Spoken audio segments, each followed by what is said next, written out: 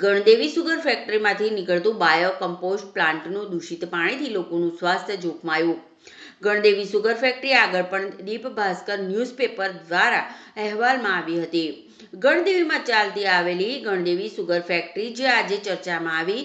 Gandevi sugar ફેક્ટરીનું bio compost પ્લાન્ટનું દૂષિત પાણી ખેરગામ ગ્રામમાંથી નાળા અથવા ગરનાળા દ્વારા આખા ગામમાં ફરતું નદીમાં જાય છે જોવા મળી રહ્યું છે.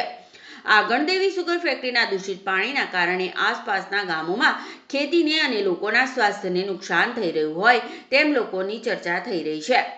ગણદેવી સુગર ફેક્ટરી લોકોના સ્વાસ્થ્ય સાથે રમી રહી હોય તેમ લાગે છે. આસપાસના ગામના સરપંચ લોકોને ટેલિફોનિક જાણ કરતા એવું કહેવામાં આવે છે કે આ ગણદેવી સુગર ફેક્ટરીનું દૂષિત પાણી દર ચોમાસે છોડવામાં આવે છે અને ગામના પ્રજાને કોઈ તકલીફ નથી. જો કે આ દૂષિત પાણી લોકોના સ્વાસ્થ્ય પર સીધું અસર કરે છે. કેમિકલથી દુર્ગંધવાળું પાણીથી લોકોની શ્વાસ લેવામાં તકલીફો થાય છે. સાથે જ ખેતી કરનારા ખેડૂતોને પણ ખૂબ નુકસાનનો વારો આવે એવું લાગી રહ્યું છે. ત્યારે ગુજરાત પોલ્યુશન બોર્ડ આંખો બંધ કરી નિંદ્રામાં છે કે શું? જીપીસીબી ક્યારે પગલાં લેશે? જનતાને આ ગણદેવી સુગર ફેક્ટરીના દૂષિત પાણીથી કોણ બચાવશે એ જોવું રહ્યું.